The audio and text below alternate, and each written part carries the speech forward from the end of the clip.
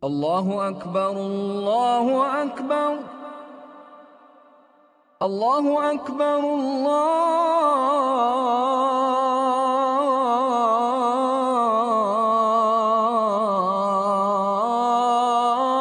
الله أكبر. نحمده ونستعينه ونستغفره ونعوذ بالله من شرور أنفسنا ومن سيئات أعمالنا من يهده الله فلا مضل له ومن يضلل فلا هادي له وأشهد أن لا إله إلا الله وحده لا شريك له وأشهد أن محمدا عبده ورسوله صلى الله عليه وسلم. Chers frères, chères sœurs, assalamu alaikum wa rahmatullahi wa barakatuh. Tout d'abord, je voudrais vous souhaiter Ramadan Mubarak, un excellent mois de Ramadan, en espérant que ces 12 premiers jours, vous avez pu en profiter pleinement et que, Inch'Allah, à la fin de ce mois de Ramadan vous aura rapproché d'Allah subhanahu wa ta'ala, vous aura rapproché de sa satisfaction et vous aura rapproché de Bab al-Rayyan, donc la porte d'Al-Rayyan qu'Allah subhanahu wa ta'ala a promis à toute personne qui jeûnerait avec sincérité. Dans un second temps, la Ligue islamique interculturelle de Belgique vous souhaite la bienvenue. Nous vous remercions aussi de votre présence et sachez que votre présence nous encourage pleinement et vivement dans notre démarche. Notre démarche qui a pour objectif principal de donner des outils et des moyens de connaissance aux musulmans afin de pouvoir vivre en harmonie à la fois sa foi et sa vie de tous les jours. Dans ce cadre-là, comme vous avez l'habitude de participer, nous, la Ligue interculturelle islamique de Belgique, préparons et mettons en place des conférences que vous avez l'habitude d'y participer. Aujourd'hui, la conférence, Inch'Allah, aura comme intitulé le jeûne du Ramadan, aspect spirituel et médical. Les deux intervenants sont les suivants. Le professeur, le docteur Yaqub Mahi, que normalement en principe, pas la peine de le présenter, mais bon, la norme et la bienséance me l'obligent, bien sûr. Donc le professeur Yaqub Mahi va nous parler donc de l'aspect spirituel du mois de Ramadan. Docteur Véronique de Hert, Inch'Allah, qui va arriver dans quelques instants, quant à elle, comme vous pouvez le deviner, nous parlera plutôt de l'aspect médical du jeûne du mois de Ramadan. Au niveau des interventions, donc, le professeur Yaqub Mahi nous interviendra entre 30 et 40 minutes, donc son intervention durera de 30 à 40 minutes. Ensuite, le docteur de Hert interviendra, Inch'Allah, pour la même durée, Inch'Allah. Et comme vous le voyez, comme vous avez l'habitude aussi, nous avons donc mis sur vos sièges des questions-réponses. N'hésitez pas, donc, si vous avez une question, de l'écrire et de nous la transmettre, Inch'Allah. Un temps sera prévu après l'intervention des deux protagonistes. أعوذ بالله من الشيطان الرجيم بسم الله الرحمن الرحيم أحمدك ربي وأستعينك وأصلي وأسلم على خيرة خلقك سيدنا محمد صلوات ربي وسلامه عليه وعلى آل بيته الطاهرين الطيبين المنتخبين عليهم السلام والرضا عن الصحب الغر الميامين وعلى من اهتدى بالهدى وسلك طريقه إلى يوم الدين. اللهم إنا نبرأ من حولنا وقوتنا إلى حولك وقوتك فلا حول ولا قوة إلا بالله العلي العظيم. Chers amis, assalamu alaikum wa rahmatullahi wa barakatuh. Je tiens à remercier les organisatrices et organisateurs au sein de la Ligue interculturelle de Belgique pour leur invitation et j'espère que Dieu accordera à chacune grâce en ce qu'on écoutera et que Dieu vous récompense pour votre présence. Le mois de Ramadan, comme il a été rappelé dans le verset du Coran al-Karim qui nous ont été psalmodiés, le mois de Ramadan, le mois de la révélation du Coran. Le mois de Ramadan est le mois du rappel. Le Coran est le dhikr, le rappel. Le mois de Ramadan est le mois de la mémoire, parce qu'il rappelle une pratique ancestrale qui a été deux pratiques du vivant des prophètes antérieurs au prophète Sina Muhammad sallallahu alayhi wa sallam. Entre le rappel de la révélation du Coran et le rappel d'une éthique fondamentale, celle de se soustraire à l'excès du matériel pour pouvoir être dans l'intimité avec Dieu, il est important que nous prenions le temps de nous attarder sur le sens même du rappel du mois de Ramadan. Aujourd'hui, en 2008, en plein cœur de Bruxelles, en Europe. Je voudrais, avant d'entreprendre cette intervention, vous rappeler que nous sommes le 13e jour du mois de Ramadan. Et la première décade de Awwaluhu Rahmah, comme il a été relaté dans les hadiths de Salman radiyallahu anhu, les premiers jours sont les jours de la Rahmah, ensuite c'est les jours de la Maghfirah, les jours du pardon. Et ensuite c'est la dernière décade qui est celle de la préservation de l'enfer.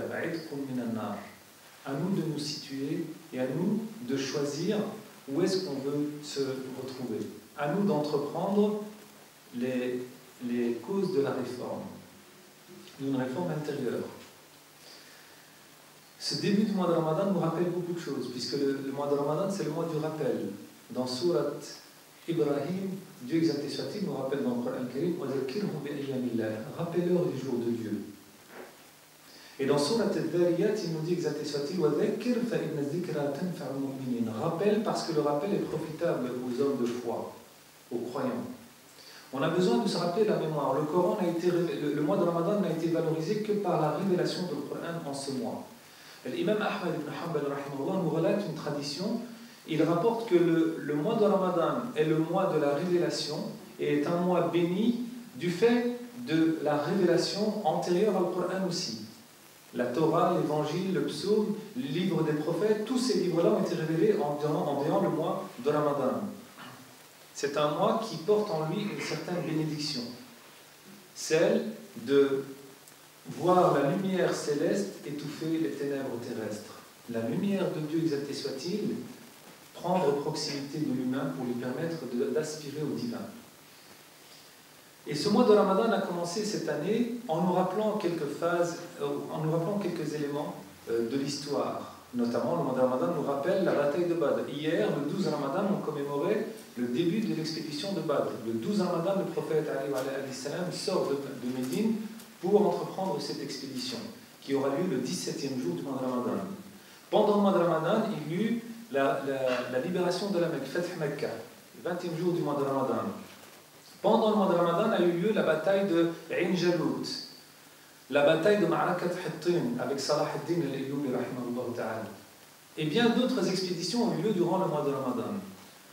Durant le mois de Ramadan, hier, il y a 2 jours, on commémorait le 11 septembre. Le 11 septembre, ça rappelle le 11 septembre 2001, mais peu m'importe moi le 11 septembre 2001. Je ne suis pas sélectif dans ma mémoire. Moi, une victime, un être humain qui est tué et qui est bafoué dans ses droits les plus élémentaires, c'est un crime contre l'humanité. Que ce soit un Américain, ou un musulman, ou un chrétien, ou un juif, ou un agnostique, ou un athée, ou un bouddhiste, peu m'importe. C'est un crime contre l'humanité. Le Coran nous le rappelle, tuer une âme humaine,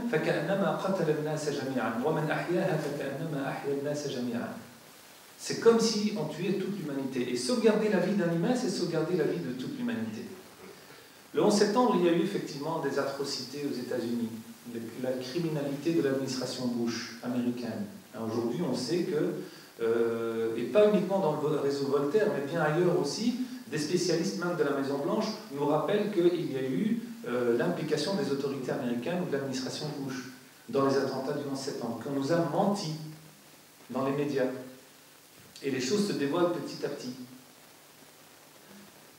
Mais il faut savoir aussi que les victimes du 11 septembre sont les victimes d'une ingratitude politique, d'un terrorisme d'État.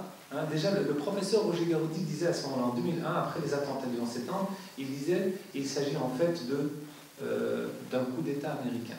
Ben oui, c'était un coup d'État américain tout simplement. Mais le 11 septembre, qui a eu lieu cette année-ci pendant le mois de Ramadan, nous rappelle aussi la mémoire. Le 11 septembre en Belgique, nous avons vécu une peine douloureuse en 1993, en 1993. Le 11 septembre 1993 est décédé parmi la communauté musulmane de Belgique le maître et le professeur Sadr Sharaf, rahimahullah. Il décédera le 11 septembre 1993. Ça fait 15 ans. Et une communauté qui n'a pas de mémoire est une communauté vouée à l'échec. Une communauté qui entretient sa mémoire, c'est une communauté qui façonne une personnalité, qui entretient une conscience éveillée. Et la perte d'un savant, la perte d'un imam, la perte de nos chouyours, c'est une perte considérable pour la communauté de la foi. C'est une faji'a, c'est une nakba.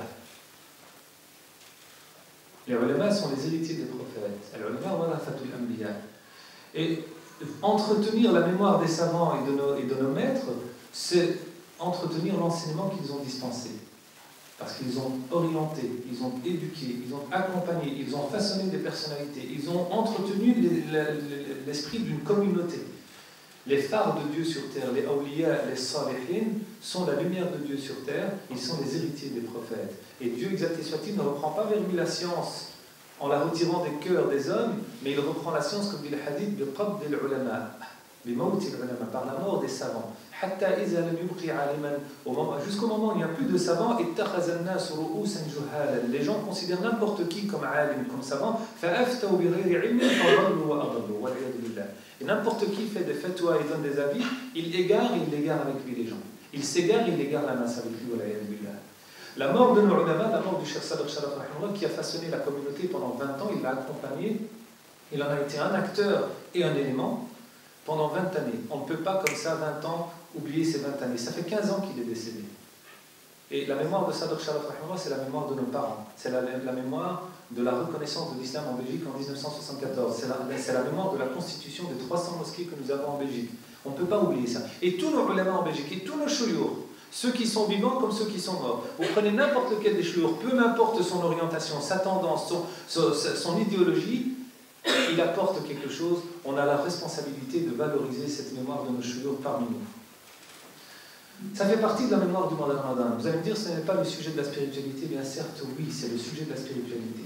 Parce que la spiritualité, elle est éveillée par des lumières de Dieu sur terre, qui l'entretiennent, qui l'éduquent et qui la façonnent et qui la dispatchent à d'autres, aux communautés, aux générations à venir, qui sont les ulama et les awliya. Le mois de Ramadan. Le mois de Ramadan est le mois du rappel. C'est le mois qui vient te rappeler un élément fondamental, celui de ta conscience éveillée de Dieu, exalté soit-il. Celui de la crainte révérentielle. شهر رمضان الذي أنزل فيه القرآن هدى للناس وبينات من الهدى والفرقان. Le mois de Ramadan durant lequel le Coran a été révélé comme une guidance pour les hommes, هدى للناس وبينات, une clairvoyance, من الهدى والفرقان, un discernement. Il te permet de discerner. Il te permet de pouvoir entrevoir dans ton fort intérieur par une introspection, de savoir où est-ce que tu te situes dans ton cheminement spirituel. Il te permet de pouvoir définir ton être dans ton éducation. Où est-ce que se situe ton esprit, ton ego, ton âme? Al-nafs, est-ce qu'elle est nafs mutma'inna, nafs zakiyya, nafs radiyya, nafs mardiyya? Ou alors c'est un ego c'est un ego instigateur de mal. Le mois de Ramadan, c'est le mois où les portes du paradis sont ouvertes. Les portes de l'enfer sont fermées, les démons sont enchaînés. C'est-à-dire, l'occasion nous est offerte pour pouvoir nous rapprocher de Dieu, exalté soit-il. Le paradis, c'est la proximité de Dieu. L'enfer, c'est l'éloignement de Dieu. Le mois de Ramadan, c'est le mois de la rahma, la miséricorde, le mois de l'maghfira, du pardon, le mois de l'idq min an-nar, le mois durant lequel Dieu nous préserve de l'enfer. Mais c'est à nous de faire le pas. Et le sens même de la conscience éveillée de Dieu, de la taqwa, est fondamental dans l'éthique spirituelle du mois de Ramadan. Je voudrais juste vous référer à quelques écrits, et principalement à l'écrit de l'imam al-Ghazali rahimahullah ta'ala sur la question du jeûne. Les secrets du jeûne. Cet ouvrage qui est un petit ouvrage traduit en français, qui est extrait de Ihya al-Ulumuddin, de toute cette encyclopédie de l'imam al-Ghazali rahimahullah, est fondamental parce qu'il touche à l'essentiel. Et quand il parle du jeûne, il dit les jeûneurs sont de plusieurs catégories. Il cite 4 catégories, et principalement il dit Siyam al-awam, Siyam al-khawas, et Siyam akhas al-khawas. il parle du jeûne du commun des mortels. Mais il parle aussi du jeûne de Akhas al-Khawas, les intimes. Parmi les particuliers, il y en a d'autres qui sont choisis par Dieu. Ceux qui jeûnent au-delà de la matérialité. C'est-à-dire, ils s'empêchent de boire et de manger et d'assouvir tout désir sexuel, mais ce sont des gens qui jeûnent aussi de par leur cœur. Ce sont des gens dont les membres sont en état d'intimité avec Dieu, exalté soit-il. Ce sont des gens qui jeûnent par le silence. Maryam alayhi salam nous enseigne le sens profond de siyam, l'abstinence. Elle dit Inni nazartu lirrahmani sawman falan ukallima al-yawma insiya. J'ai promis à mon Seigneur une abstinence, un jeûne, je n'adresserai la parole à personne aujourd'hui. Lors de la naissance de Jésus, sur lui la paix alayhi salam. Donc, qu'est-ce que cette spiritualité du jeûne? Je voudrais qu'on s'attarde, si vous me permettez, sur le sens même de la taqwa. Quand on parle du jeûne, on rappelle souvent les mérites du jeûne. Et je pense qu'ils nous ont été rappelés longuement durant le début du mois de Ramadan, durant ces jours qui sont passés du mois de Ramadan. Je ne voudrais pas revenir là-dessus. Mais le sens même de la taqwa sur un plan pratique. Vous savez tous que veiller les nuits du mois de Ramadan, c'est méritoire. Les salats, tarawih, la lecture du Coran, l'invocation, etc. Eh bien, la taqwa se travaille de manière pratique. Le Coran nous dit la'allakum tattaqun. Le jeûne vous a été prescrit pour un seul objectif, peut-être atteindrez-vous la piété, la crainte et le révérentiel de Dieu, la conscience éveillée de Dieu. Cette piété est définie de manière plurielle. Al-Imam Ali, un des compagnons radiallahu anhu salam, nous dira at-taqwa, la piété, la crainte révérentielle de Dieu, c'est le khawf min al-jalil, wal-amal bil-tanzil, wal-qana'at bil-qalil, wal-isti'dad bil-yawm al-rahim. Elle est composée de 4 paramètres, la taqwa. Al-khawf min al-jalil, c'est une peur, une crainte, mais c'est une crainte qui est habillée d'un amour. Ce n'est pas la peur que j'ai de quelqu'un parce que sa force dépasse la mienne et je risque d'être blessé. C'est la peur dans la considération, dans l'amour. La crainte de savoir que Dieu m'observe en état de péché. C'est ça l'amour. C'est ça le khawf qui est habillé de raja, d'espérance. Cet espoir en la proximité de Dieu, exalté soit-il. Al-khawf min al-jalil, du majestueux, celui qui est au-delà de tout, avec qui il n'y a aucune commune mesure entre le divin et l'humain.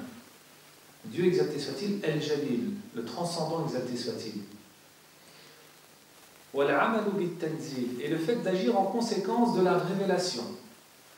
C'est-à-dire considérer que la révélation est une lumière de guidance, de discernement qui me permet de tracer mon chemin vers Dieu exalté soit-il. La satisfaction de minimum, c'est-à-dire avoir une grandeur d'âme, un supplément d'âme. Ne pas vivre dans l'avidité, la cupidité, l'envie de posséder, d'amasser. Mais le fait de se dire, avec ce que j'ai, alhamdulillah ala kulli hal. Le grand maître soufi, Ibn Ata'illah al-Sakandari, rahimahullah, nous rappelle quand il parle des grâces divines, et il parle de la reconnaissance, donc le shukr. La in shakartum la azidannakum wa la in kafartum inna azabi la shadid. Dans Surat al-Baqarah. Allah subhanahu wa ta'ala nous rappelle, si vous êtes reconnaissant, la azidannakum, je vous accorde davantage, d'abondance. Wa la in kafartum inna azabi la shadid. Et si vous êtes négateur, vous reniez les bienfaits de Dieu à votre égard, l'azab, c'est le châtiment. Mon châtiment est douloureux. Le châtiment ici, c'est l'éloignement de Dieu, la colère de Dieu qui se manifeste à l'égard d'un être. Ce châtiment, comme disent les ulama, il peut avoir lieu ici-bas. C'est-à-dire, quand tu es à la non-satisfaction de ce que tu possèdes, les bienfaits se retournent contre toi. C'est-à-dire, ils sont source de souffrance, de peine. Tu n'es jamais satisfait. L'argent ne fait pas le bonheur. C'est la grandeur d'âme qui fait le bonheur. C'est un supplément d'âme, cette grandeur de cœur. C'est elle qui fait le bonheur. Parce que tu as la satisfaction, ar-rida bil-qadra, qui est une des caractéristiques de la foi. Et dans Ata'illah Sakandari rahimahullah dit Man shakara ni'mah بقائها ومن لم يشكر النعمة تعرض لزوالها. Celui qui est reconnaissant face au bienfait de Dieu, il sera exposé à l'abondance. Par contre, celui qui n'est pas reconnaissant, l'abondance c'est la baraka, c'est la bénédiction qui s'inscrit dans la grâce que Dieu met entre mes mains. Par contre, celui qui n'est pas reconnaissant, il s'expose à la perdition de ses bienfaits. C'est-à-dire qu'il n'y a aucune baraka. Alors tu as l'argent entre tes mains, mais tu ne peux rien en faire. Tu n'en tires pas profit. Et on le voit beaucoup, viennent parfois nous dire, oui, j'avais de l'argent, mais cet argent a flambé. Ah oui, l'argent haram, il flambe. Il s'en va très vite, parce que l'enfer ronge le mal. L'enfer, c'est l'insouciance ici. C'est la non-satisfaction des biens que tu as entre tes mains. Et cet argent, tu ne peux pas en faire une bonne utilité. Il s'en va, tu ne le sens pas passer. Par contre, l'argent pour lequel tu as sué, l'argent pour lequel tu as travaillé, que tu as mérité, cet argent-là, tu le sens passer et tu en as une satisfaction intérieure. Et le voyage, la préparation pour le jour du voyage, c'est-à-dire pour la mort. L'imam al-Hassan al-Basri, parmi les tabi'in, lui dira de la taqwa, il donnera une autre définition qui rejoint celle-là. Il dit at-taqwa, c'est le rajul al-taqi, l'homme pieux, c'est celui qui adopte des caractéristiques. Il dit man kana as-sidqu ala lisanih wa khashyatu Allah fi qalbihi wa an-nasihatu fi niyyatihi wal 'amalu as-salih fi jawarihi. Celui dont la véracité réside sur sa langue. Durant le mois de jeûne du mois de Ramadan, le prophète nous rappelle من لم يدع قول الزور والعمل به فليس لله حاجة في أن يدع طعامه وشرابه. Celui qui n'abandonne pas le faux témoignage et l'hypocrisie dans l'action. Dieu n'a nullement besoin qu'il abandonne sa nourriture et sa boisson. C'est-à-dire, si j'adopte une attitude néfaste de moquerie, de diffamation, délation à l'égard de qui que ce soit, de mensonge, d'hypocrisie dans la parole, de faux témoignages, mon jeûne ne sert à rien du tout. J'ai rappelé Maryam alayhi salam, elle dit Inni nazartu lirrahmani sawman, l'abstinence dans la parole, c'est-à-dire mesurer l'ampleur de ses propos. Cela fait partie du jeûne. S'il s'agissait uniquement de ne pas boire et de ne pas manger, ce serait facile. Beaucoup de gens font des grèves de la faim pendant plusieurs jours. Mais le jeûne, ce n'est pas cela, c'est cette recherche de la proximité de Dieu par l'éducation de l'âme, la maîtrise de son être. La crainte de Dieu réside dans son cœur. La considération de Dieu en tout instant, en tout état, en tout lieu. Parce que le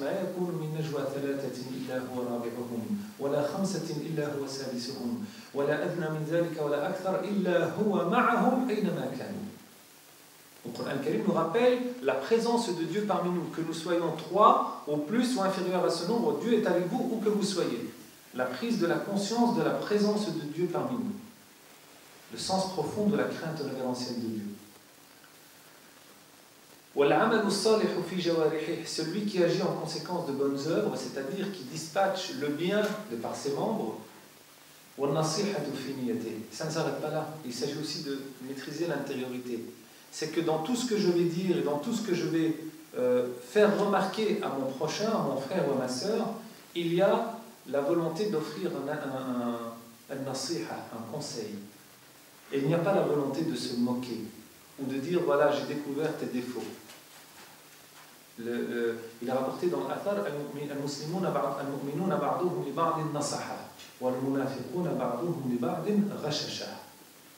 Les croyants se conseillent mutuellement. Ils s'offrent des cadeaux. Le meilleur des cadeaux que je peux t'offrir et que tu peux m'offrir, c'est le conseil. Al-Nasiha. L'imam al-Shafi'i rahimahullah ta'ala disait Al-Nasihatu fil mala'i fadiha. Le conseil en public, c'est, comme on dirait, taper la honte à quelqu'un. C'est se moquer de la personne.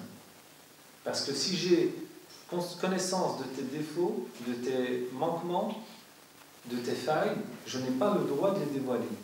Je suis censé t'offrir un cadeau. Le cadeau, c'est de devenir ton miroir.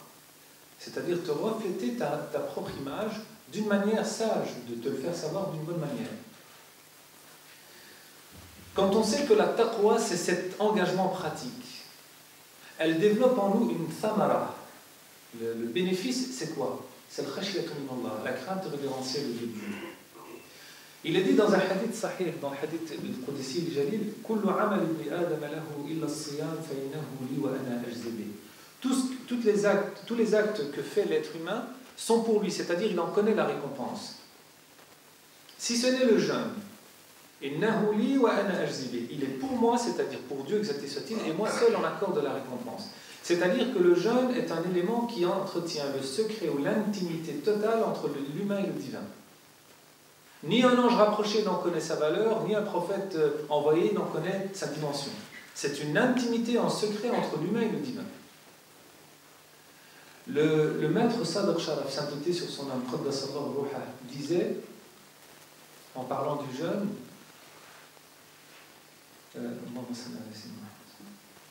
il dit الصوم هو العبادة الوحيدة التي ليست فيها شبه المشاركة.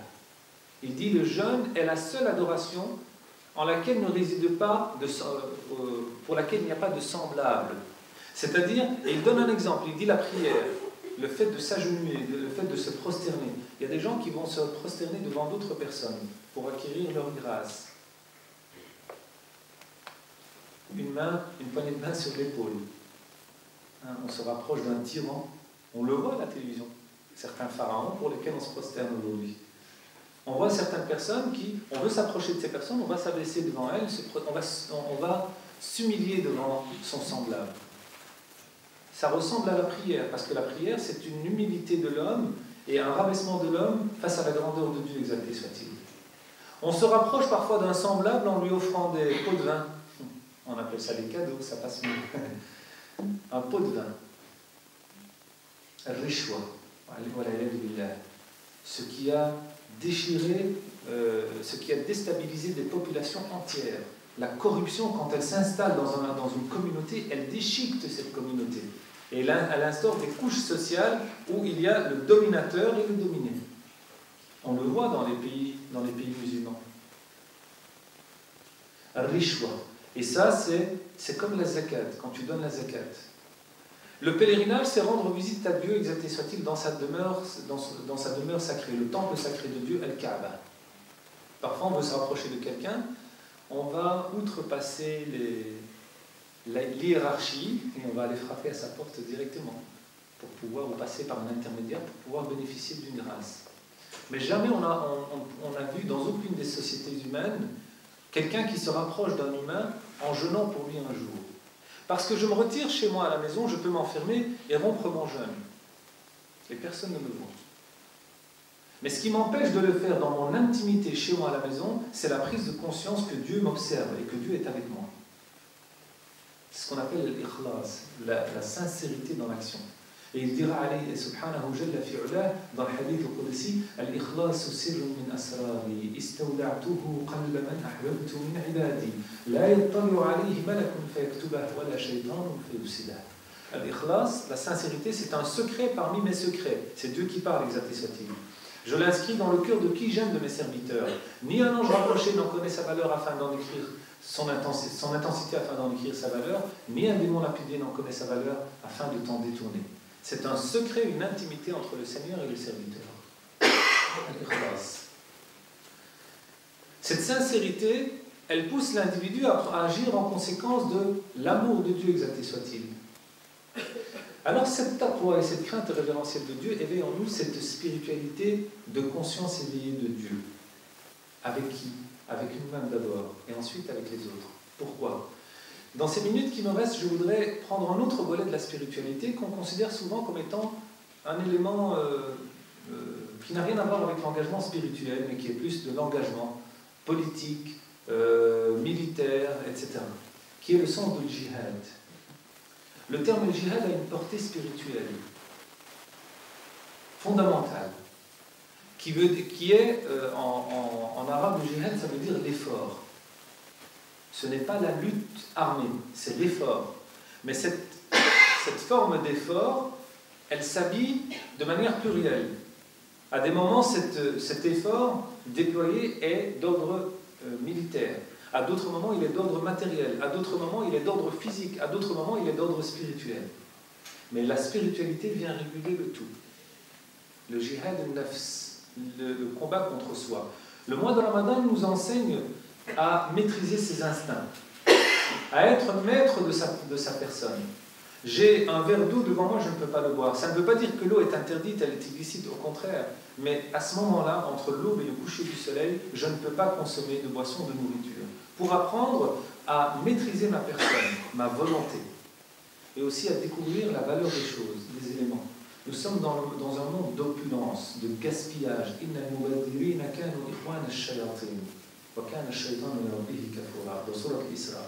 Les dilapideurs sont les frères des démons. À nos côtés, certains meurent de faim et de soif. Sommes-nous la conscience éveillée des opprimés autour de nous durant le mois de Ramadan, par le don et l'abandon, par le partage? Un des éléments de la spiritualité du jeûne, c'est le don et le partage. Le prophète alayhi salam était généreux, comme il est dit dans Sahih Bukhari, il était beaucoup plus généreux que le vent dans sa vitesse, que l'air et que le vent. Le prophète alayhi salam partageait, il donnait. Le mois de Ramadan doit nous apprendre à partager. Pas à partager pour créer une dépendance du nécessiteux face à notre personne, au contraire, partager pour permettre aux nécessiteux d'acquérir les outils qui lui permettent de pouvoir devenir autonome et indépendant. Ce n'est pas en donnant un euro ou deux que j'aurai la conscience apaisée. C'est en partageant, en contribuant physiquement, moralement, intellectuellement et en mettant la main à la poche que je pourrai construire et façonner l'autonomie pour la dignité de mon frère et de ma sœur en humanité. Un des éléments de cette spiritualité, c'est aussi la résistance. Face à la résistance de l'ennemi, il y a la résistance contre ses passions. Il y a eu la bataille de Badr, il y a eu la libération de la Mecque pendant le mois de Ramadan. La communauté à laquelle il a été prescrit le jeûne lui a été prescrit la résistance contre l'injustice. Combien d'injustices nous subissons aujourd'hui? Ça commence par le manque de déontologie journalistique, on l'a vu avec le Vif Express, la catégorisation médiatique, l'islamophobie. Dans cet article qu'on a pu lire, l'islam gangrène l'école. Gangrène. L'islam est cancérigène. Vous vous rendez compte de l'islamophobie qui ressort des propos de certains journalistes, enfin, oui, journalistes, autoproclamés. L'islam gangrène l'école. Et on est en train de souhaiter un bon mois de Ramadan de cette manière-là à toute la communauté de citoyens belges de confession musulmane, en disant l'islam gangrène l'école. Et on catégorise certains éléments, et le gigantisme des propos, la question du foulard, la question du mois de Ramadan, la question de, soi-disant, les néo-créationnistes musulmans. Je ne connaissais pas des néo-créationnistes musulmans. Je sais que les musulmans ont une vision sur la théorie de l'évolutionnisme, la théorie de Darwin, oui. Depuis quand on n'a pas le droit d'avoir un point de vue? La question de la pudeur dans les douches, parce que certains ne prennent pas une douche avec un short, etc. Mais en quoi cela pose problème face à la dignité d'autrui? L'islam gangrène l'école. Comme si le problème de l'enseignement aujourd'hui, c'était la présence des musulmans, de citoyens belges de confession musulmane. Mais quand un musulman citoyen belge ou un citoyen musulman tout court, aujourd'hui, est audible et a des propos et des analyses pointues sur la réalité de la société, sur le monde, sur la conception de la vie, etc., cela semble poser problème.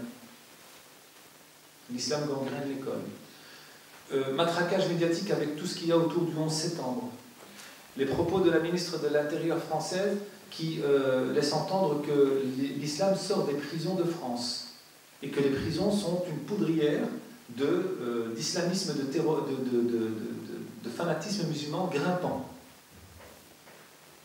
Quand on entend ces propos, on se pose des questions. Quelle est la résistance que nous devons développer à cet égard-là? D'abord, un silence constructif. Un silence constructif, ça ne veut pas dire ne pas répondre du tout, se taire. Un silence constructif, ça veut dire qu'il faut savoir quand il faut parler, à quel moment et ce qu'il faut dire. On ne dit pas n'importe quoi. Hein? Et passe à côté, laisse tomber les ingrats, les ignorants. Ceux qui ne prêtent pas attention à une volonté constructive dans la société, de faire contribuer les autres et d'écouter. Parce que l'article, il est unilatéral. Une vision unilatérale. D'ailleurs, cette enquête, si enquête il y a eu, c'est de l'à peu près, c'est du simplisme caricatural. Et puis, à nous de répondre d'une certaine manière, par notre façon d'être. L'imam Ja'far al-Sadiq, et j'aime à citer cette parole, je le dis souvent, il rappelle, il dit, soyez pour nous, les imams de Ahl-Bayt, pour nous, les disciples du prophète, pour nous, la communauté musulmane, des prédicateurs silencieux. On lui dit, Kayfa imam?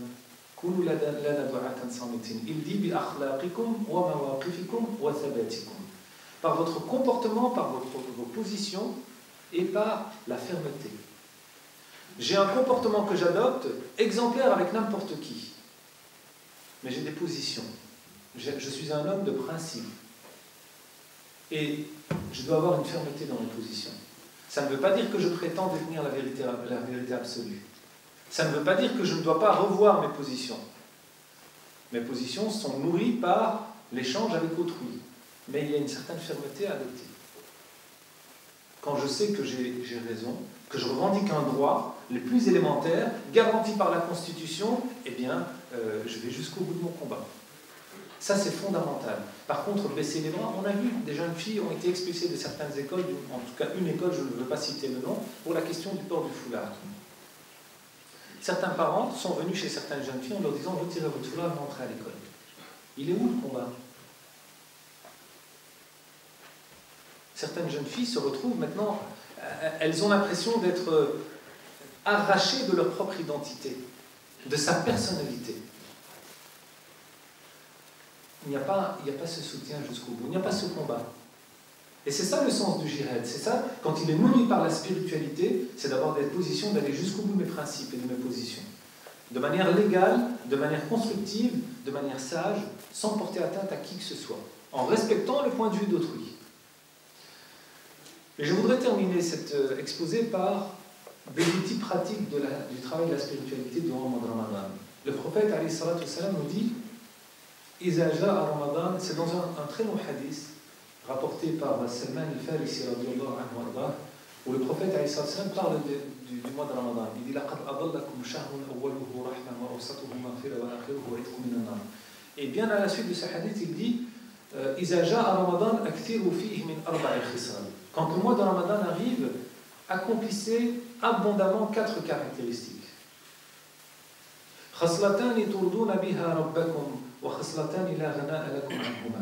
Deux caractéristiques par lesquelles vous allez satisfaire votre Seigneur, vous allez acquérir l'agrément divin.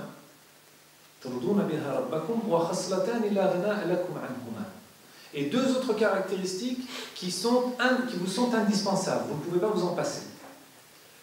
Les 2 caractéristiques par lesquelles vous allez acquérir l'agrément divin,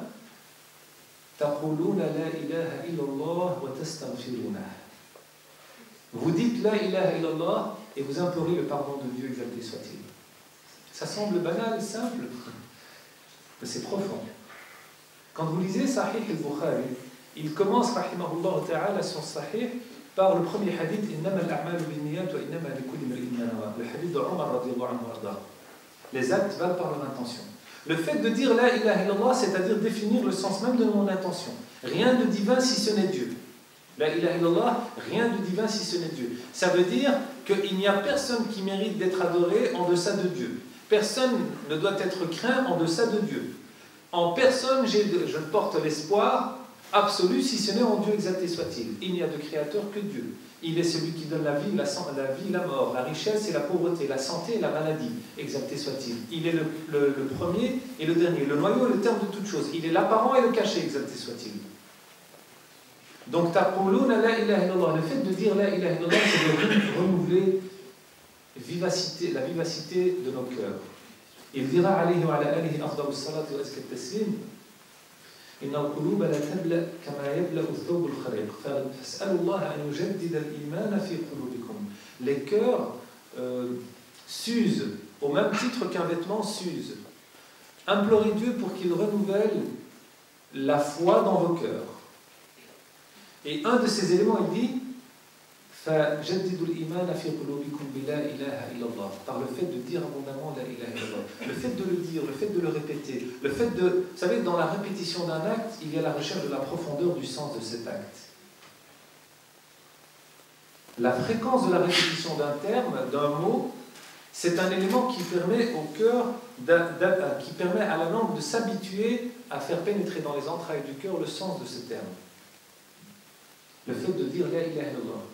De le dire, de prendre conscience, de le concevoir, que rien de divin si ce n'est Dieu exalté soit-il. C'est le sens, l'axe central de notre spiritualité. Deuxième élément fondamental pour acquérir l'agrément divin, c'est d'implorer la grâce de Dieu, faire l'istighfar. L'istighfar, demander le pardon, la reconnaissance de nos limites. Savoir que personne n'est infaillible, que nous avons constamment besoin de la grâce de Dieu. Et dans ce sens-là, pour implorer l'istighfar de Dieu, il nous dit il y a deux éléments, vous ne pouvez pas vous en passer. Ils vous sont indispensables. Ces deux éléments, c'est de demander à Dieu la grâce du paradis et de lui demander de vous protéger de l'enfer. Pourquoi ? Nous sommes là pourquoi ? Nous ne sommes pas là pour montrer que dans nos associations, nous pouvons mobiliser 100 personnes, 200 personnes, 1000 personnes, autant de personnes. Ça ne m'intéresse pas. Nous sommes là parce que nous sommes ensemble pour méditer un instant sur la question de notre éducation spirituelle. Si ce qui t'importe c'est le nombre, tu as raté ton chemin. Par contre, si ce qui t'importe c'est l'éducation, c'est cheminer ensemble, eh bien ça veut dire que tu me souhaites la grâce de Dieu, c'est-à-dire le paradis. Ce qui m'importe moi c'est le paradis, c'est qu'on puisse rentrer au paradis, qu'on puisse être dans la proximité de Dieu, qu'on puisse acquérir la grâce de Dieu, ensemble. Et donc implorer Dieu pour le paradis, lui demander de nous protéger contre l'enfer. Bilal disait un jour, lorsque le prophète enseignait à ses compagnons des invocations, et Mu'adh ibn Jabal disait des invocations aux côtés du prophète. Et Bilal vient, il essaie de dire, il n'arrive pas, il ne retient pas. Il dit Ya Rasulallah, inni la uhsinu dandanaka wa la dandanata Mu'adh. Ce que tu es en train de dire, ce que vous répétez, etc., ces chants que vous êtes en train de dire, je ne les comprends pas, je ne les maîtrise pas. Ni les tiens, ni ceux de Mu'adh. Et le prophète lui dit, qu'est-ce que tu dis à Bilal ? Il lui dit, je dis, Allahumma inni as'aluka ridaka wal jannah wa a'udhu bika min sakhatika wal nar. Ô Seigneur, je te demande ton agrément et le paradis, et je demande refuge contre ta colère et contre l'enfer. Et le prophète lui dit, Qulha hawlaha nudandin. Vas-y, dis-la, répète cela, parce que c'est autour de cela que nous chantons. C'est-à-dire, c'est autour de cela, de ce sens-là, que nous sommes en train de faire des invocations et implorer Dieu exalté soit-il, pour acquérir cette grâce du paradis, de la proximité de Dieu, et que Dieu puisse nous préserver de sa colère et de l'enfer. Chers frères et sœurs, cette rigueur, elle s'impose sur le plan individuel. Pendant le mois de Ramadan, c'est bien, c'est le mois de la collectivité, c'est le mois de l'assemblement, du rassemblement familial. À la même heure, on est tous autour de la même table. C'est le mois de la rencontre, durant Salat al-Tarawih, c'est bien. Mais je pense qu'il y a une rigueur individuelle à entretenir. Moi, je ne suis pas pour les qiyam al-layl. Permettez-moi de le dire, je ne suis pas contre. Je ne suis pas pour, c'est-à-dire je n'encourage pas les qiyam al-layl abondamment en groupe. C'est bien, de temps à autre, il le faut. Ça permet de booster notre engagement spirituel, notre éveil spirituel. Mais on a besoin parfois de cette intimité aussi. Seul, entre toi et ta conscience. Seul entre toi et Dieu exalté soit-il. Personne n'est au courant. Tu es seul dans ton éveil nocturne, diurne, que ce soit le jour ou la nuit. Tu es seul avec ta conscience devant Dieu exalté soit-il. Et tu fais une veillée. Tu prends un instant pour invoquer Dieu, pour glorifier Dieu exalté soit-il, pour faire des salutations sur le prophète et sa sainte famille purifiée. Un instant de méditation, un instant de lecture du Coran. Seul avec ta conscience. C'est là où tu vas travailler la profondeur de cette spiritualité. Par contre, en groupe, Shaitan il est là. Et parfois, il ne nous lâche pas. L'orgueil, l'ostentation, l'envie de paraître. Attention, ce sont les maladies qui s'attaquent à nous, dont on ne prend pas souvent conscience. Il dira, le pire que je crains pour vous, c'est ashirk al-khafi. l'associationnisme caché. Et c'est quoi cet associationnisme caché? Il dira l'ostentation. Hein?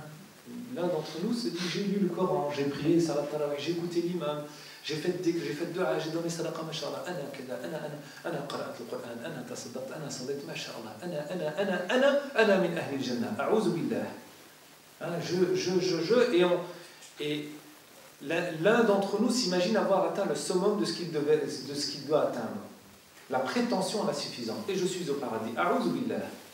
C'est de l'ostentation. Par contre, quand tu es seul, entre toi et toi-même, hein, tu prends le temps de méditer, tu prends le temps de te remettre en question, tu débobines tout le film de ta journée, et tu revois tout ce que tu as entrepris, tout ce que tu as dit, tout ce que tu as fait, et tu peux te remettre en question. C'est fondamental, cette intimité avec Dieu, exalté soit-il. Et je voudrais clore, si vous me le permettez, dans ce discours par ce verset de Coran Karim sur la taqwa. Quelqu'un m'a téléphoné hier, je ne sais pas si la personne est dans la salle ou pas, elle me dit, vous avez une conférence demain avec le docteur Deher sur le jeûne. Oui, Inch'Allah ta'ala. Mais vous avez déjà fait cette conférence avec la même personne, sur le même sujet. Je dis, oui, effectivement, l'année dernière, au même endroit, oui. Je dis, ben, c'est bien. Elle me dit, mais pourquoi la conférence se répète? C'est le même sujet, avec les mêmes personnes, au même endroit. Mais je dis, alhamdoulilah. Rappel, parce que le rappel est profitable aux hommes de foi. On a souvent tendance à se dire, oui, mais moi je connais déjà ça, j'ai déjà écouté. Vous savez, dans le Coran, il y a des versets qui se répètent complètement en entier, des passages complets qui se répètent dans le Coran Karim. L'histoire de Moussa alayhi salam est répétée dans le Coran à plusieurs reprises, étalée sur plusieurs sourates, près de 20 sourates qui reprennent cette histoire. Et chaque fois, il y a un supplément. Eh bien, quand vous écoutez un verset du Coran Karim, vous l'écoutez aujourd'hui, vous le réécouterez un an plus tard, vous aurez l'impression peut-être de ne pas avoir entendu la même chose. Il y a une dimension plus profonde qui s'installe. C'est la même chose avec le rappel. Ou avec le rappel, parce que le rappel est profitable aux hommes de foi. Et je voudrais rappeler ce rappel que je fais constamment quand j'ai l'occasion de parler du jeûne de Ramadan.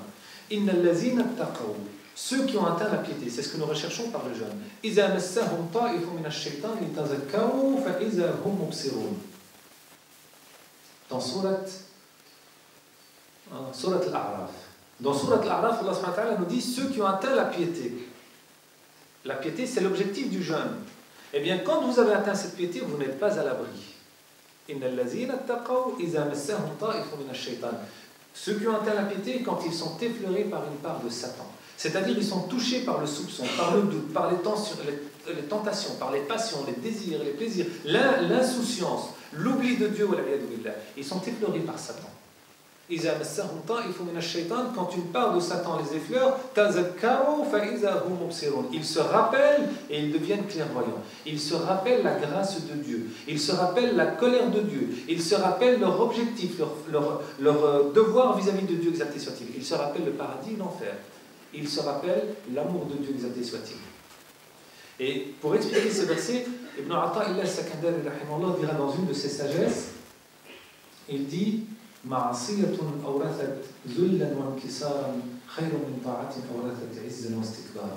le péché qui développe en toi l'humilité, le regret et l'humilité est meilleur que l'adoration qui développe en toi l'orgueil et la fierté. Si grâce au péché, j'ai pu développer en moi l'humilité et le regret, la tawba al-inaba, c'est-à-dire le repentir du cœur, et la tawba, l'engagement dans le repentir, c'est meilleur qu'une adoration qui développe en moi l'orgueil et la fierté. Hein, j'ai prié, je me dis, Masha'Allah, je suis meilleur qu'un tel. Moi, Inch'Allah, je serai au paradis. Regarde ces gens-là, qu'est-ce qu'ils font. Et on passe dans les rues, je vais dans des coffee shops de temps à autre, que ce soit pendant le Ramadan ou en dehors. Et je vous jure qu'on rencontre des gens dans ces endroits-là qu'on ne peut pas imaginer. Je rencontre, excusez-moi de le dire, des wali min awliya'illah, des intimes de Dieu, des gens qui sont porteurs d'une lumière considérable et qui ont des faiblesses. Au même titre que j'en ai que vous ne connaissez pas, mais que Dieu a voulu voiler. Eh bien, certaines de ces personnes sont effleurées par Satan, au même titre que nous. Mais ils se rappellent et ils deviennent clairvoyants. On n'a pas le droit de les juger. Ce n'est pas parce que je suis ici maintenant que je me dis que je suis meilleur que les autres qui ne sont pas là. Au contraire. On est tous exposés à l'insouciance, à l'ghafla, à l'oubli de Dieu, eh bien, ce péché qui développe en certains cette conscience de Dieu, cette crainte de Dieu, cette humilité, la reconnaissance de leurs limites et le regret est meilleur que cette adoration qui développe en moi l'orgueil et la fierté, la prétention à la suffisance. Disait le maître Sadr Sharaf rahimahullah ta'ala, al-qalbu huwa sani' at-taghyir. Le cœur est l'artisan du changement. Et le Coran Karim nous dit inna Allah la yughayyiru ma biqawmin hatta yughayyiru ma bi anfusihim. Sadaqallahu al-azim. Dieu ne réforme la réalité d'un peuple que quand il réforme ce qui est en lui, c'est-à-dire son intériorité. Wallahu a'lam wa a'la wa ahkam. Wa sallallahu ala sayyidina Muhammad wa ala alihi wa sahbihi wa sallam. Assalamu alaykum wa rahmatullahi wa barakatuh. Barakallahu fik. Barakallahu fik. Voilà, nous remercions le frère professeur le frère Yacoub de son intervention et de ses rappels qu'il nous a fait en mettant en évidence dans ce fameux verset qui nous a été révélé où Allah subhanahu wa ta'ala nous a prescrit le jeûne du mois de Ramadan, cette troisième partie du verset qui est la taqwa, la spiritualité. Nous le remercions donc d'avoir vraiment mis en évidence donc cette partie. Je demande donc à Dr Véronique Delert de se présenter, de venir pour nous présenter son exposé, mais avant ça, comme le frère Yacoub Mahi doit donc nous quitter dans une petite heure, enfin 50 minutes déjà. Dans 50 minutes. Donc pour les questions-réponses, on la laissera donc à la fin. On va peut-être laisser juste après alors l'intervention du docteur Véronique Delert. Voilà, donc docteur Véronique Delert est docteur en médecine générale et va nous présenter donc la deuxième partie de cette conférence, donc l'aspect médical du jeûne du mois de Ramadan.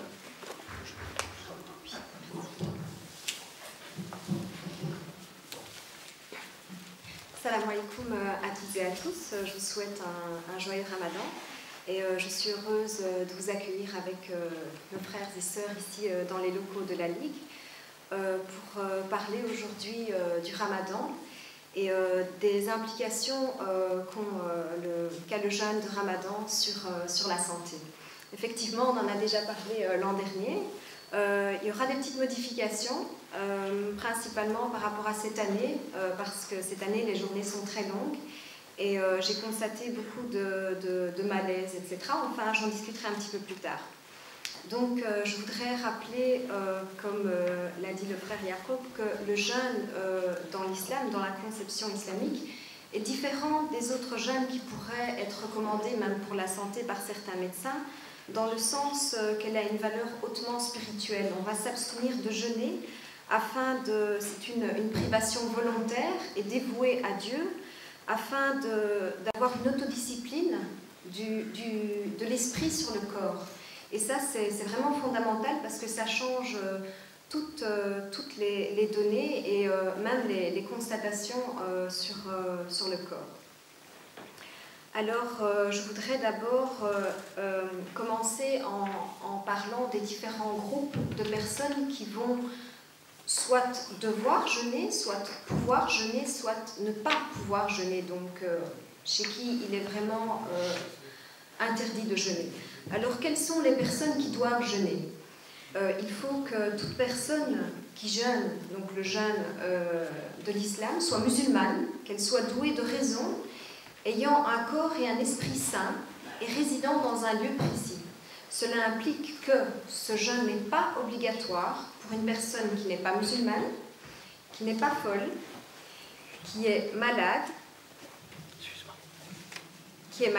Donc dans la maladie, on sous-entendra des cas particuliers comme la personne enceinte et qui ne voyage pas, puisque le voyageur, selon le hadith du prophète a le choix de voyager ou non en fonction de sa capacité et de son endurance.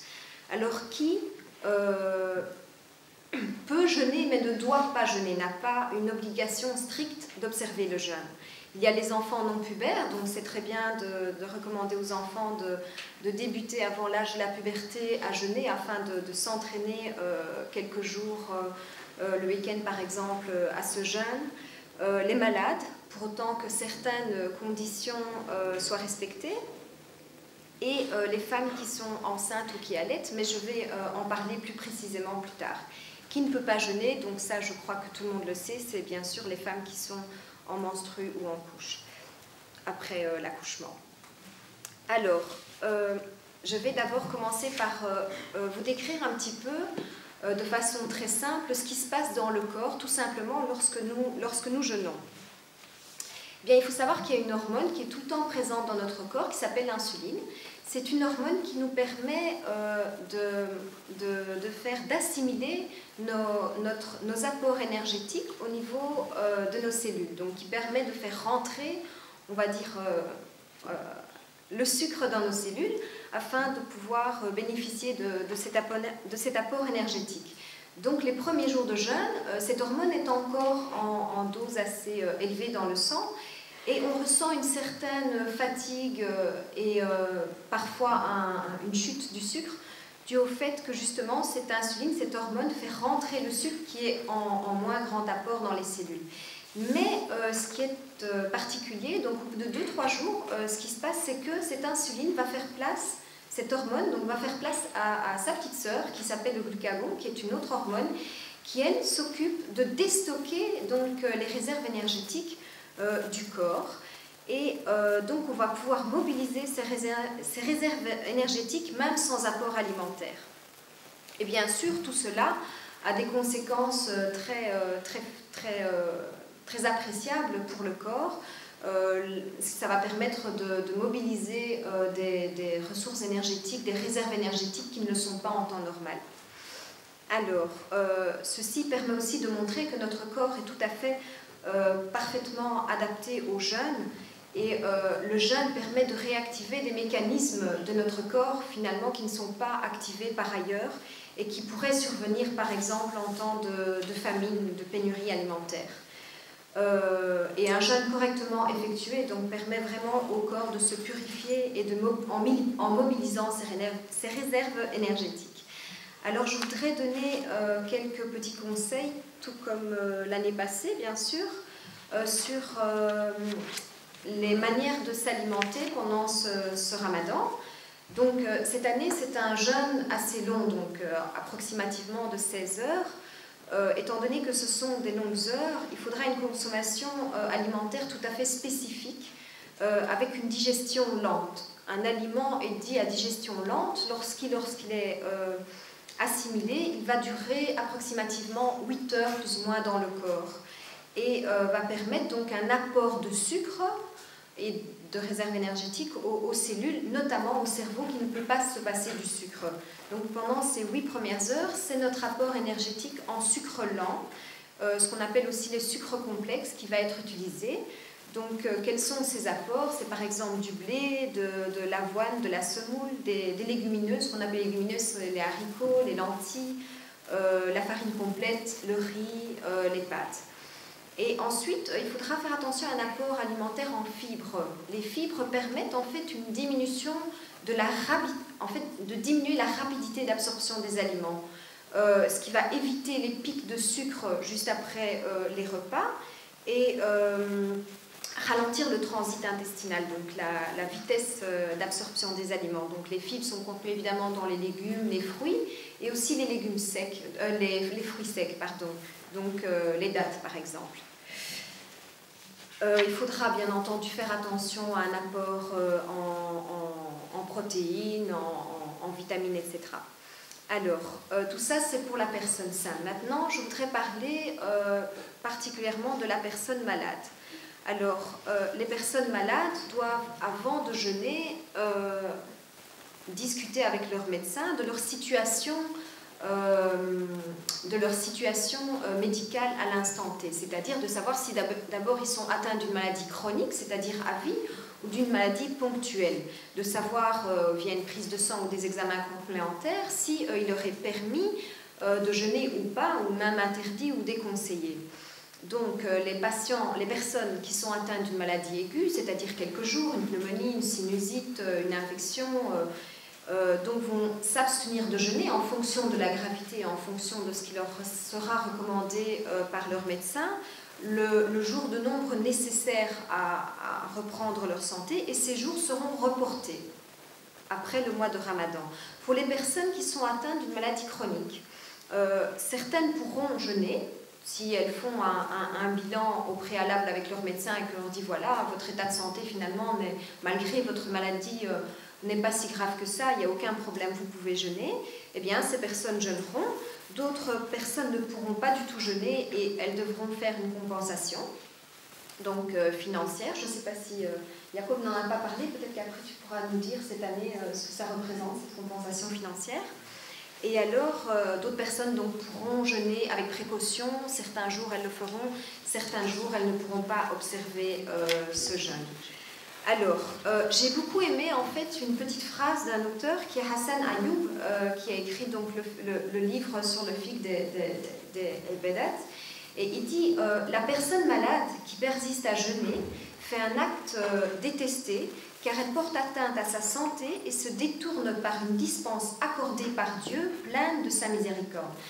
Ça veut dire quoi? Ça veut dire que la personne est malade, c'est quelque chose que Allah subhanahu wa ta'ala nous a donné. Je veux dire, Allah subhanahu wa ta'ala nous éprouve, et parmi ces épreuves, il y a la maladie, d'abord. Et ensuite, il nous dispense, en fonction bien entendu de la gravité de la maladie, de cette obligation du jeûne. Et cette permissivité est une rahma de Allah Azza wa Jal. Alors vraiment c'est pour dire parfois mes patients vraiment veulent à tout prix jeûner et qu'en fait c'est une adoration de ne pas jeûner pour prendre soin de ce que Dieu nous a donné, donc notre corps, cette amana, autant que d'observer le jeûne. Enfin je pense que c'est vraiment important à souligner. On va voir un petit peu rapidement en revue les différentes pathologies, les différentes maladies précisément qui seront très fonctionnelles. Donc l'aptitude de ce rein à filtrer nos déchets. J'insiste beaucoup parce qu'en fait j'ai un patient l'autre jour qui est venu en me disant non, l'imam de la mosquée m'a dit qu'en fait je pouvais tout à fait jeûner et en fait je pense que cet imam, sans vouloir le citer, n'avait peut-être pas cette connaissance médicale de la gravité du jeûne chez une personne qui est à ce point malade et ça peut jusqu'à entraîner la mort en fait, donc c'est vraiment très très important. Alors il y a le diabète, bien sûr, grand nombre de personnes dans notre communauté, surtout les maghrébins puisqu'il y a une prédisposition génétique et aussi culturelle dans la manière de manger chez les maghrébins à développer du diabète. Il y a deux types de diabète. Il y a le diabète où on prend les comprimés, c'est ce qu'on appelle le diabète non insulinodépendant. Eh bien, ces personnes-là vont tout simplement adapter leur prise de médicaments en fonction du jeûne. La plupart du temps, ça ne pose pas de problème. Le médecin et le patient en discuteront avant et ils vont prendre les médicaments fishor au début du jeûne et à la rupture du jeûne. Certains comprimés, certains médicaments devront être tout à fait retirés juste pendant la période du jeûne. Ce qui pose un peu plus de problème, c'est les patients qui sont sous insuline, puisque ces patients sont des patients déjà gravement atteints du diabète et leur corps ne peut plus du tout se défendre vis-à-vis du sucre, du taux de sucre dans le corps. Donc, chez la plupart des médecins préconisent l'interdiction totale chez ces personnes de jeûner, mais moi ce que j'observe et ce que souvent mes confrères, donc avec quand même la notion de l'islam et l'importance du jeûne, ben on se dit que finalement on peut le faire à partir du moment où c'est une personne qui est bien équilibrée, qui est conscient aussi des complications qui pourraient se développer lors du jeûne, comme par exemple l'hypoglycémie, comment elle se développe. Comment elle se manifeste, donc des tremblements, des sudations, la personne se sent mal, elle devient toute blanche, elle transpire, et savoir comment agir à ce moment-là. Donc si on a une personne par exemple qui développe ça, eh bien, on sait que dans tous les cas il faut lui donner du sucre, parce que si elle est en augmentation du sucre, elle ne pourra qu'avoir encore une petite augmentation du sucre. Tandis que si elle est en baisse de sucre, on peut lui sauver la vie en lui donnant un petit peu de sucre. Enfin, les personnes diabétiques en tout cas qui sont sous insuline et qui veulent absolument jeûner doivent connaître les complications qui pourraient se produire et comment y remédier. Et elles doivent aussi pouvoir faire un contrôle personnel, donc doser leur sucre et savoir quand rompre le jeûne. On décide qu'à partir du moment où on arrive à moins de 70 mg de sucre, donc c'est indiqué sur la machine, il faut rompre le jeûne. Chez les personnes asthmatiques, ça ne pose pas en général de problème puisque le traitement actuel est vraiment très bien géré par des traitements qui se prennent le matin et le soir. Mais en cas de crise, en cas de sensation d'oppression due à l'asthme, il faut impérativement prendre son aérosol. Alors il y a des ulamas qui vont dire que voilà, le fait de prendre son bœuf va rompre le jeûne en stipulant que voilà, il y a quand même une petite quantité qui va aller dans l'estomac.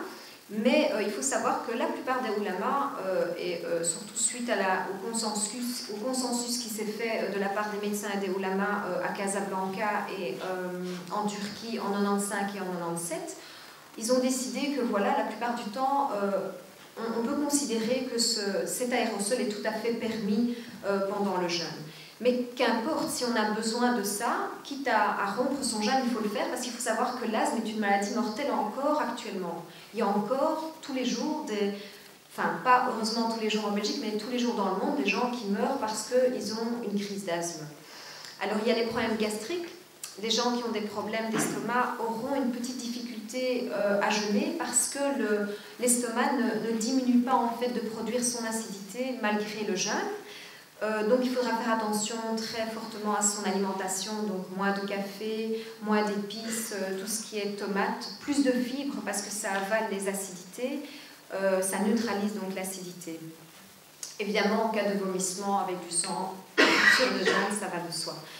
Toutes les petites maladies qui vont venir avec le manque d'hydratation, donc il y a la constipation, le problème d'hémorroïdes, ça vraiment, il faut faire attention à beaucoup boire beaucoup d'eau, voire 1 litre et demi à 2 litres. En plus, il faut profiter du fait que cette période de Ramadan est une période où on peut justement nettoyer le corps. Donc le fait de boire beaucoup permet encore mieux de nettoyer le corps.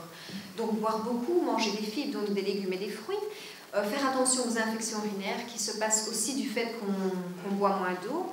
Les calculs urinaires, donc les petits cailloux dans les reins ou dans les conduits rénaux, qui sont dus à justement une diminution de l'apport en eau et à une consommation trop importante de viande et des œufs, du poulet, tout ça.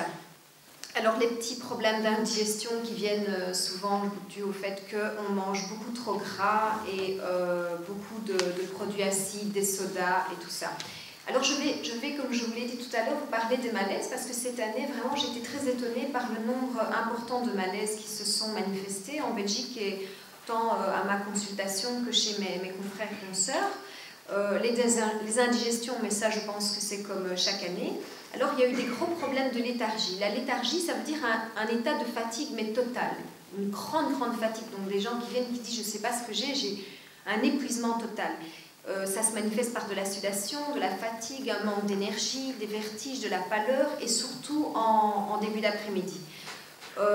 C'est souvent et la plupart du temps dû à une diminution de la tension artérielle qui se produit tout à fait naturellement lors du jeûne et qui est d'ailleurs bénéfique. Une tension basse est très bénéfique pour le cœur.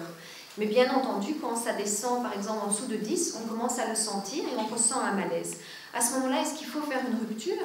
Je ne pense pas. On peut tout simplement s'allonger, mettre les jambes contre le mur et 2 minutes après, on se sent bien. Maintenant, si on est bien sûr dehors, qu'on le ressent et qu'il y a un danger, il faut rompre le jeûne. C'est la plupart du temps dû à nouveau à un manque d'apport hydrique, donc d'hydratation et trop peu de sel dans la nourriture. Il y a les maux de tête aussi qui sont très fréquents et qui sont souvent dus à un sevrage en caféine. On est nombreux à être accros au café, sauf notre frère Jacob, Masha'Allah, qui est dû aussi à un manque de sommeil et dû à la faim et à la déshydratation. Ça empire en fin de journée et c'est aggravé justement par cette baisse de tension. Donc il faut essayer de dormir le mieux possible aux heures les plus bénéfiques, diminuer la caféine et boire un petit peu plus d'eau. Alors, les malaises assez gras, c'était les malaises hypoglycémiques. Ça se manifeste comment? De nouveau par de la fatigue, un manque de concentration, de la transpiration, des tremblements, très mal à la tête, des palpitations, donc on sent le cœur battre très fort, et des vertiges. À ce moment-là, qu'est-ce qu'il faut faire? Est-ce qu'il faut faire une rupture de jeûne? Écoutez, si vous ne vous sentez vraiment pas bien du tout, que vous avez peur, que vous êtes tout seul, vous pouvez bien sûr rompre le jeûne, manger quelque chose de sucré, et ça va aller mieux dans les minutes qui suivent. Mais vous pouvez tout à fait vous asseoir et ça passera également dans les minutes qui suivent parce que notre corps est bien fait et il sait se battre contre cette chute de sucre. Et la plupart du temps, c'est dû au fait qu'on mange justement des sucres trop raffinés, c'est-à-dire des sucres non complexes, donc du miel, des sucreries, pas assez de sucre lent, pas assez de fibres, et donc il y a une grosse augmentation de l'hormone dont j'ai parlé tout à l'heure, l'insuline, qui nous fait rentrer en grande quantité notre sucre dans le corps, et donc quand on commence à jeûner le matin, notre insuline elle continue à nous faire rentrer le sucre dans les cellules, et pouf, on tombe en rupture de stock. Donc évidemment, la manière de pouvoir améliorer ça, c'est tout simplement manger un petit peu plus de sucre lent. Je vais aussi parler cette année plus particulièrement des femmes enceintes. D'abord parce que dans mon entourage, je suis très satisfaite et très heureuse d'avoir beaucoup de sœurs qui le sont. Et si elles jeûnent, je leur souhaite vraiment un bon ramadan parce que c'est très difficile pour elles, que Dieu leur accorde vraiment le mérite de ce jeûne. Et il y a donc des permissions. Là aussi, chez la femme enceinte, il ne faut pas se dire « non, moi je jeûne, c'est mieux ». En fait, il y a des règles. Je vais parler des différentes écoles, parce que Jacob n'en a pas parlé, si tu me permets Jacob, même si ce n'est pas ma spécialité, parce qu'on me le demande tout le temps. Donc chez les Malikites, la femme qui est enceinte ou qui allaite, un nourrisson, pas un enfant jusque 2 ans, donc disons jusque 4 à 6 mois, sont tout à fait dispensées de jeûne sans avoir pour autant de malaise. Donc elles ne sont pas obligées d'observer le jeûne. Ce n'est pas une obligation pour elles si elles craignent donc pour leur santé, si elles craignent pour la santé du fœtus, donc du bébé, ou si elles craignent pour leur petit, leur nourrisson. Vous allez me dire qu'en Belgique, ce n'est pas un problème, l'allaitement, on peut l'arrêter, mais il faut penser par exemple aux pays d'Afrique, il n'y a que la solution souvent de l'allaitement pour être nourrie. Donc ces femmes qui vont ne pas jeûner devront faire un don expiatoire, mais elles n'ont pas l'obligation de rattraper leur jeûne qui sera manqué. Ce don expiatoire est fait uniquement si elles en ont la possibilité. Chez l'école hanafite, elles doivent rattraper le jeûne, mais elles n'ont pas d'obligation de donner le don expiatoire.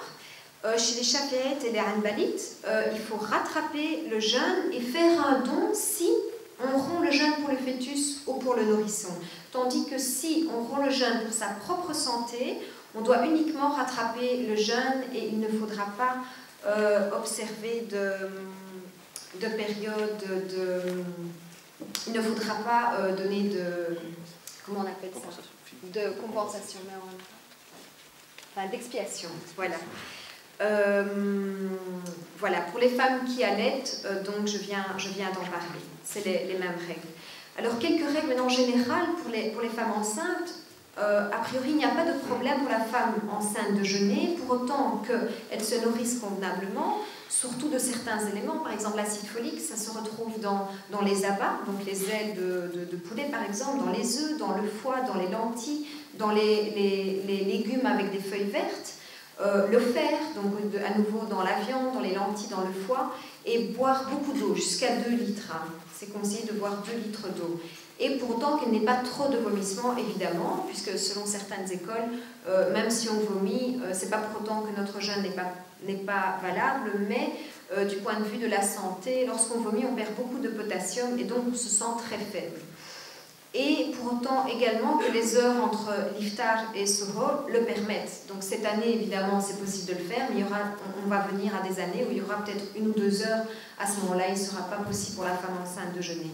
Alors, on ne peut pas, étant enceinte, jeûner si on a une grossesse compliquée, c'est-à-dire une grossesse gemellaire, des petits jumeaux, parce que bon, on est dans un état de fatigue augmenté. Si on a un risque de travail prématuré, donc on est en fin de grossesse et on a un risque en jeûnant de rapprocher l'accouchement.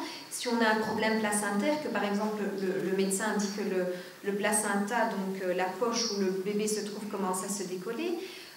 Si la femme enceinte présente différentes maladies comme l'anorexie, être extrêmement mince, du diabète, c'est très très dangereux pour une femme enceinte diabétique de jeûner parce que s'il est en trop forte dose de sucre dans le sang, il y a un risque de développer une tête trop grosse chez le bébé, et s'il est en chute trop faible de sucre, là il y a un risque, surtout dans les 3 premiers mois, lorsqu'il y a la maturation cérébrale, donc la formation du cerveau chez le bébé, d'une mauvaise oxygénation et apport de sucre pour le cerveau. Si elle développe de l'hypertension, c'est aussi très très déconseillé de jeûner. Si elle a des problèmes de rein ou de foie. Également, si elle présente une hypoglycémie, donc une chute du sucre qui se manifeste, comme je vous dis, par des tremblements, par une vue floue, par une faiblesse généralisée ou de la transpiration, il faut rompre le jeûne. C'est pas comme une personne qui n'est pas enceinte, où on peut attendre, on peut se permettre, il faut rompre le jeûne. Parce que le bébé supporte beaucoup moins qu'un adulte la chute du taux de sucre dans le corps, parce que le cerveau n'est capable de manger que le sucre. En fait, tout notre corps est capable de manger des acides gras, beaucoup de réserves énergétiques qu'on lui donne, mais le cerveau, par contre, n'est capable de manger que le sucre. C'est pour ça d'ailleurs qu'on ressent la fatigue avec le jeûne, surtout au début. Après, je vous ai dit, il y a une adaptation. Et de même si elle présente une hypotension. Pourquoi? Parce que lorsqu'on a une chute de la tension, ça veut dire qu'il y a une chute du débit de sang dans le corps, et donc le débit de sang qui arrive au bébé est également diminué. Donc si vous ressentez une chute de tension, telle que des vertiges, des maux de tête, une vision trouble ou des palpitations, donc le cœur qui bat trop vite, il vaut mieux rompre le jeûne.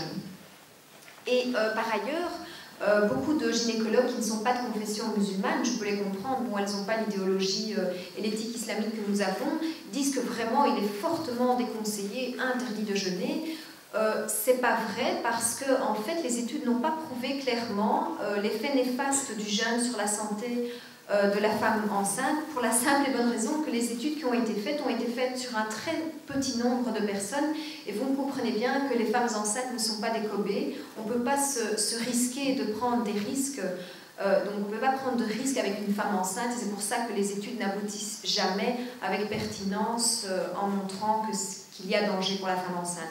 Mais il y a tout de même eu une grande étude donc, faite sur 4300 femmes enceintes, après l'accouchement, afin de voir, c'était en Afrique de l'Ouest, afin de voir le poids de naissance. Donc le poids de naissance permet vraiment de voir la santé du bébé, et on n'a pas remarqué de différence fondamentale entre les femmes qui avaient jeûné et celles qui n'avaient pas jeûné. Ah non, ah non. Mais je vous dis, à l'heure actuelle, du point de vue médical, rien n'empêche la femme de le faire pour autant qu'elle observe les petites recommandations que je vous ai citées. Eh bien voilà, je vais m'en arrêter là, afin que vous puissiez poser les questions au professeur Jacob qui va partir, et à moi-même si vous le désirez. Barakallahu fik. Nous remercions le docteur Dehaene pour cette intervention. On va laisser place donc aux questions-réponses.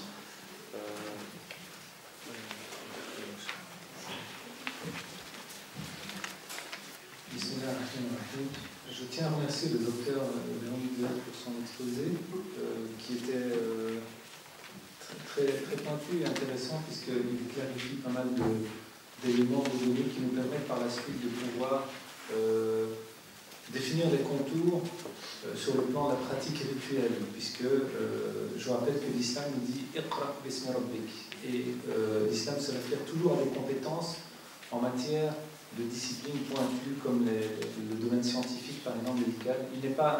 Il n'est pas du ressort d'un faqih, par exemple, de se prononcer parfois sur des domaines propres à la question médicale. Le faqih, par exemple, va s'adjoindre des spécialistes en sciences, en médecine, pour pouvoir donner un avis. Et d'ailleurs, aujourd'hui, on tend dans les conseils ou les assises de fiqh vers le fatwa al-jama'i, la fatwa collective, qui se base sur les données de spécialistes et de compétences pour pouvoir se prononcer et en donner un avis final.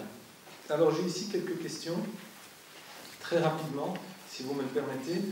Une question, il y avait d'autres questions qui ne ressortent pas du sujet, donc par manque de temps, je préfère ne pas m'y attarder. Vous aurez l'occasion de rencontrer d'autres personnes, l'imam de la mosquée ici, afin de pouvoir vous répondre, Inch'Allah.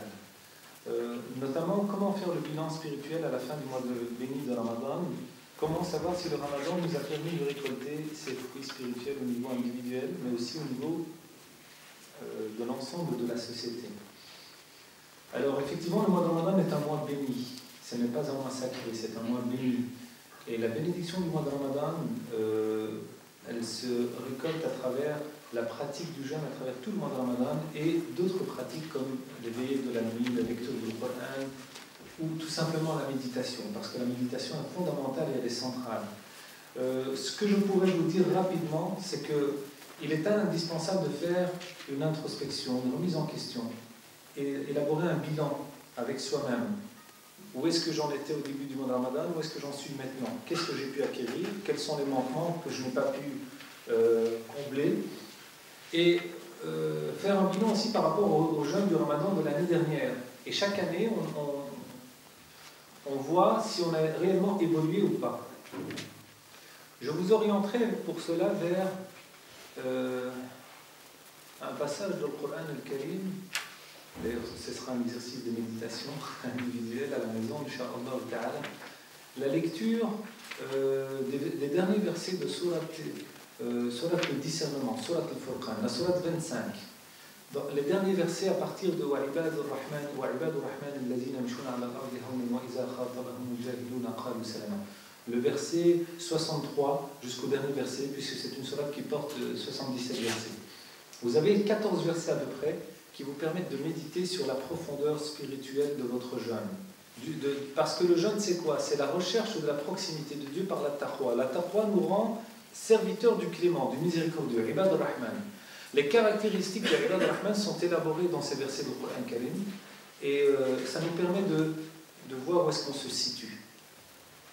Le jeûne, ce n'est pas uniquement s'abstenir de boire et de manger, ou de tout plaisir, de l'aube au coucher du soleil. C'est une éducation, mais une éducation qui te permet d'en tirer profit pour le reste de l'année. C'est une école. C'est un passage nécessaire pour le reste de l'année. L'année suivante arrivera, le Ramadan suivant arrivera, tu vas en tirer des leçons. Et je rappelle aussi une chose, c'est que le jeûne du Ramadan nous enseigne la prise de conscience du temps qui passe. L'année dernière, il y avait des jeunes avec nous. Des jeunes qui étaient présents dans cette salle, dans d'autres mosquées, etc., qui ne sont plus là aujourd'hui. Je pense à un jeune garçon, Mirza, qui est décédé à Molenbeek, il est décédé en voyage à l'étranger, qui habite à Molenbeek. Je pense à d'autres, à Mohamed ici dans le quartier d'Anderlecht, qui est décédé noyé à la mer cet été, et bien d'autres. Ils étaient avec nous, ils sont où? Ils s'en sont allés. Où on ira tous. Soit paradis éternel, on implore Dieu pour qu'on soit avec eux et parmi eux, soit dans la colère de Dieu, on implore Dieu pour qu'il allège notre souffrance et sa colère à notre égard et à leur égard. Amin. Donc le temps qui passe est une leçon fondamentale du jeûne. Ces jours qui ont diminué de ton existence et qui te rapprochent de Dieu, exalté soit-il. Il y a un hadith qui parle du poids du Coran aussi, et le prophète nous dit durant ce mois de jeûne, il nous rappelle l'importance du Coran. Il dit vous êtes dans un temps qui passe et qui trépasse, un temps de hudna. Et les jours passent très très vite. Ne voyez-vous pas le jour et la nuit qui rapprochent ce qui est lointain et qui usent ce qui est nouveau.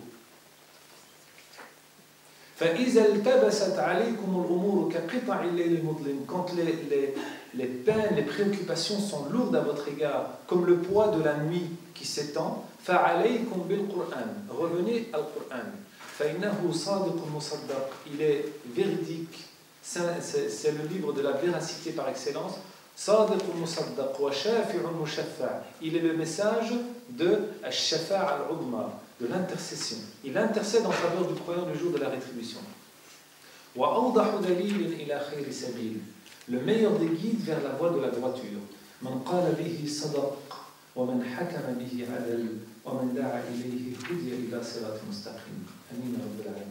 Celui qui parle en conséquence du Coran, il dit vrai. Celui qui tranche et qui juge par le Coran, il est dans la justice, dans l'équité. Et celui qui invite à la voie du Coran, il est guidé vers la voie de la droiture, la proximité de Dieu, exalté soit-il. Et je pense que ce bilan ne pourra être fait qu'à partir d'une méditation sincère en profondeur avec le Coran al-Karim. Et deuxième question qui est quels sont les actes physiques ou mentaux qui rendent les jeunes et qui doivent nous faire expérimenter des jours. Le Coran al-Karim dit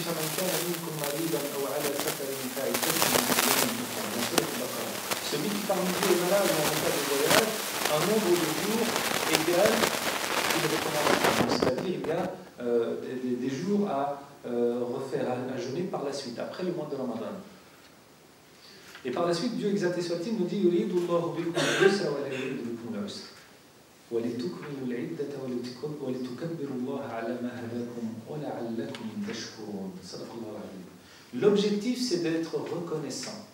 Reconnaissant de la grâce, de l'allègement que Dieu nous offre. Parce que Dieu veut pour vous la facilité, il ne veut pas pour vous la difficulté, la peine. Il veut pour vous l'allègement. Et donc, ce qui nous permet de rompre le jeûne, les actes physiques, bien sûr, quand je suis malade ou en voyage, j'ai le droit de rompre mon jeûne. Et moi, personnellement, je préconise le fait de rompre son jeûne catégoriquement quand on est en voyage. Bien sûr, vous pouvez jeûner, ça ne pose aucun problème. Le prophète voyageait et Aïcha voyageait avec lui, à ses côtés. Elle jeûne et lui rompt son jeûne. Était-elle plus capable que le prophète? Au contraire, il disait je passe la nuit auprès de mon Seigneur qui me nourrit et me donne à boire, c'est-à-dire qui m'entretient cette nourriture spirituelle qui lui permettait de tenir al-wisal. Mais c'est une facilité, c'est un allègement. Comme dit le hadith du prophète. Dieu aime que l'on prenne en considération les allègements qu'il nous offre, au même titre qu'il aime que l'on prenne en considération les recommandations qu'il nous impose. Donc il y a la maladie, le voyage, mais les actes qui rompent le jeûne, bien sûr, c'est boire et manger volontairement. Ça rompt ton jeûne. Tu devras recommencer. Hein? Combien de jours? Tu devras recommencer un nombre considérable. 2 mois consécutifs, ou alors nourrir 60 pauvres, parce qu'il n'y a aucune raison pour laquelle tu as pu rompre ton jeûne. Par contre, quelqu'un qui mange par inadvertance, qu'il continue son jeûne. C'est Dieu qui l'a nourri, qui lui a donné à boire. C'est-à-dire qu'il continue son jeûne. Les actes qui rompent le jeûne aussi, c'est le plaisir sexuel durant la journée. Entre l'aube et le coucher du soleil, c'est strictement interdit, donc cela rompt catégoriquement le jeûne et tu devras recommencer ton jour. Les actes physiques et mentaux qui rompent le jeûne. Par contre, sur le plan mental, certains éléments ont parlé de un autre bil kufr, quelqu'un qui dirait une parole d'incrédulité. Sur le plan de la foi, quelqu'un qui dirait une parole qui le sort de l'islam, par laquelle il dit une parole qui l'engage à sortir de la voie de la foi. Il devra refaire la shahada, il recommencera son jour, bien sûr. Par contre, le fait d'avoir une mauvaise pensée, ça ne rend pas ton jeûne en tant que tel. Ça diminue la valeur de ton jeûne. Ça diminue la valeur du jeûne, la ténacité sur le plan de la spiritualité du jeûne, mais ça ne te fait pas rompre ton jeûne en tant que tel. Tu ne peux pas te permettre de boire et de manger parce que tu as eu une mauvaise pensée. Et je vous rappelle que Shaitan, durant le mois de Ramadan, il n'est pas celui qui s'attaque à nous. Par contre, ceux qui s'attaquent à nous, c'est An-Nafs. La ruse de Shaitan, elle est faible, elle est minime. Par contre, dans Surat Yusuf, l'ego est instigateur de mal, en abondance. Il l'incite au mal, à l'oubli, à l'insouciance, à la fragilité. Et c'est là où on doit dédoubler d'efforts contre ces mauvaises pensées, contre ces penchants, qui nous montrent tout simplement que nous sommes humains, mais que par la grâce de Dieu exalté soit-il, selon l'enseignement de son prophète messager, on pourra maîtriser sa personne et combattre ses penchants. Et c'est le sens même du jihad, de l'effort contre soi, jihad ou nafs. Ceci, je les ai quand même mises là. Je vais rapidement voir de quoi il s'agit. Qu'en est-il des causes? Non, de ceux qui ne pratiquent pas le jeûne volontairement. Ceux qui ne jeûnent pas volontairement, ils ne jeûnent pas volontairement, donc qu'est-ce que vous voulez que je dise? Allah dit que Dieu nous guide et que Dieu le guide. Il devra, c'est une dette envers Dieu, exalté soit-il. Par contre, celui qui ne prie pas et qui jeûne, je ne suis pas de ceux qui diront que ça ne sert à rien. Au contraire, la pratique du jeûne est une pratique indépendante de la prière. Mais la prière est la clé par laquelle tu rentres dans l'espace de l'obéissance aux prescriptions divines. Ça veut dire quelque part que son jeûne, son cheminement vers Dieu n'est pas complet. Mais on ne peut pas dire à quelqu'un tu ne pries pas, ça ne sert à rien. Là où vous l'encouragez à rompre son jeûne, vous êtes responsable. On ne parle pas de la religion, du domaine du droit, de la jurisprudence sans connaissance. Il est musulman, la prescription du jeûne est indépendante de la prescription du jeûne, de la prière, comme celle des zakat, du pèlerinage, etc.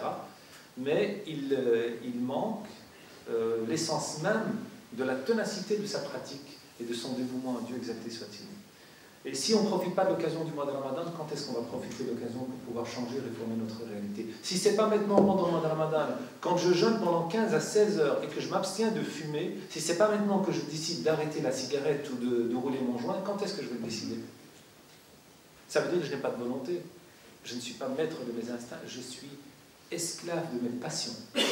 C'est maintenant que je dois réformer mon être, c'est maintenant que je dois décider de changer. Il y a une autre question en arabe. عندما يتحدث عن الإخلاص في شهر رمضان فإننا لا نكاد نجد أحدا من المسلمين لا يتصف به لكن لماذا نفتقده ولا نرى هذا الإخلاص في باقي الأعمال وباقي الأيام. جزاك الله خير. Donc la personne dit, lorsqu'on parle de l'ikhlas, de la sincérité durant le mois de Ramadan, elle est visible, on peut la cerner. Par contre, chez l'ensemble des musulmans. Par contre, pourquoi en dehors du mois de Ramadan, on perd la notion de l'ikhlas? Je ne pense pas, je vous dis en toute sincérité, je ne pense pas qu'on perd la question de l'ikhlas. Il a tendance à s'affaiblir, c'est-à-dire on rentre dans une routine. La répétition des choses et le laisser aller. Et on a besoin de temps à autre de booster un petit peu un énergiseur aqidique au niveau de la foi qui nous permet d'aller de l'avant. De temps en temps, on a besoin de ça. Parfois, il y a des événements qui nous servent de gifle pour nous réveiller, pour réveiller notre conscience. Eh bien, on a besoin d'événements qui nous permettent, des moments de rencontre, des moments d'échange, des moments de méditation, etc., qui nous permettent d'aller de l'avant à nouveau. Je ne pense pas que c'est question de ikhlas, c'est question de routine. Et l'ikhlas, il s'entretient. La foi, elle augmente et elle diminue. Elle augmente en fonction des recommandations de l'obéissance et elle diminue en considération des actes de désobéissance. C'est un travail intérieur. Inch'Allah, si Dieu nous prête vie et que l'occasion s'offre à nous, Inch'Allah, on pourra parler lors d'une prochaine rencontre éventuellement sur la question de l'ikhlas et de prendre l'exemple même des compagnons du prophète, comment ils ont habillé leur vie de l'ikhlas et comment l'ikhlas s'est concrétisé dans leur vie au quotidien. Wallahu a'lam wa a'la wa ahkam. Sallallahu ala sayyidina Muhammad wa ala alihi wa sallam. Je m'excuse, je devrais me retirer parce que j'ai un train à prendre et je voudrais faire mon train. Shukran.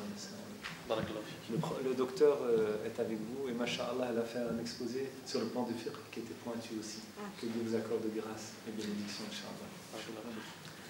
Nous remercions le frère Yaqub Nahi de son intervention et du temps qu'il a consacré donc, à nous partager un brin de sa connaissance. Et voilà, donc je vais laisser place au docteur de Hert qui va répondre aux questions qui lui ont été posées. Juste une petite chose, donc il y a toute autre questions qui ont été posées donc sur différents thèmes, donc des thèmes sur les problèmes de la société actuelle, etc.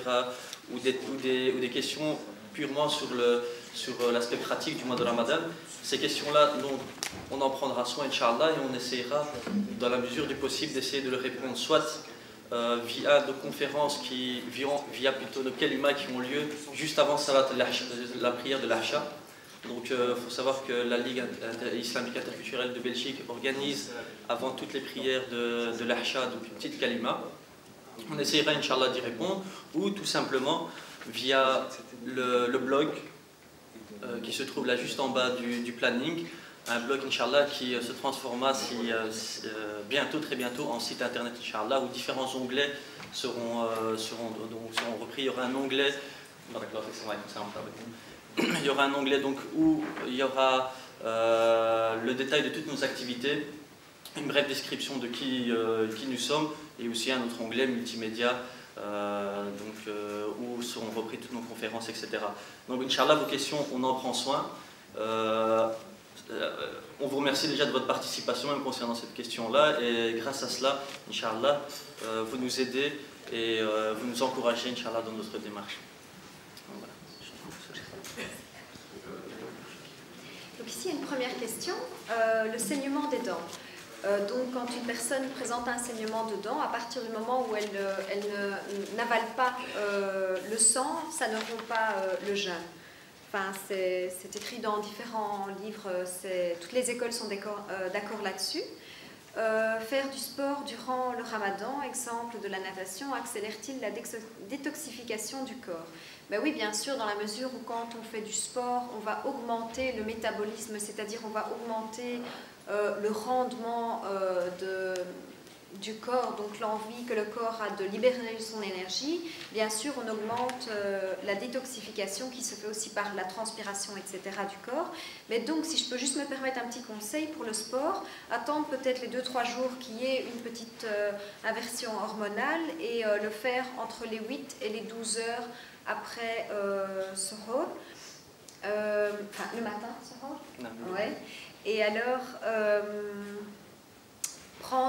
donc consommer beaucoup de produits sucre lent en fait, afin qu'on puisse avoir une réserve énergétique suffisante et pas présenter de malaise. Quelles sont vos recommandations pour ne pas descendre en dessous du métabolisme basal qui tourne aux alentours de 1600-1700 calories? C'est déjà quelqu'un sous régime, ça, sauf une femme peut-être, petite, en sachant que nous avons qu'entre Suhoor et l'Iftar pour nous retrouver, pour nous restaurer, et que c'est difficile de consommer autant de calories en seulement 2 repas. Et qu'un petit déjeuner copieux tourne aux alentours de 600 calories. Ben oui, effectivement, si on jeûne correctement, c'est-à-dire vraiment en faisant attention à ce qu'on mange, pas shbakia et tout ça, évidemment, on va perdre du poids. Pour les personnes qui ne veulent pas perdre du poids, qui sont déjà très très minces et qui ne veulent pas perdre du poids, devront prendre des aliments à très forte teneur en calories. Et elles peuvent prendre un repas, une rupture de jeûne et manger un petit peu plus tard et encore au petit déjeuner. On peut facilement atteindre 1500 calories, 2000, puisque on saute juste un repas en fait pendant le Ramadan, entre guillemets. Alors, la journée avec un léger reflux que j'ai craché. Sur mon lieu de travail, un collègue... Ah, ça c'est pas pour moi. Donc j'ai eu un reflux, je suppose, d'estomac la journée avec un léger reflux que j'ai craché. Mon jeûne est-il valide? À partir du moment où vous avez eu du reflux, mais que le reflux donc a donné un petit peu de sécrétion gastrique, mais que vous ne l'avez pas avalé, le jeûne reste valide. Alors, si on se lève pour le Suhoor, peut-on manger jusqu'à l'heure de l'Fajr ou doit-on obligatoirement avoir fini avant l'aube? Là, il y a divergence. Effectivement, on a un horaire avec deux heures, donc il y en a une où il faut arrêter 20 minutes avant et l'autre vraiment jusqu'à Al-Fajr.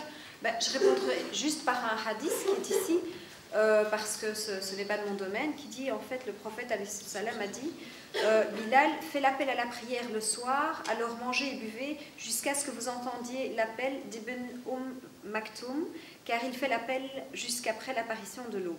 Ainsi, toute durée d'abstinence proposée par les gens, en plus de celle prescrite par Allah, est invalide en fait et fait partie de l'outrance, car cela fait partie de l'innovation dans la religion. Et le prophète al-Sam déteste l'innovation, que périssent les outranciers, que périssent les outranciers, que périssent les outranciers.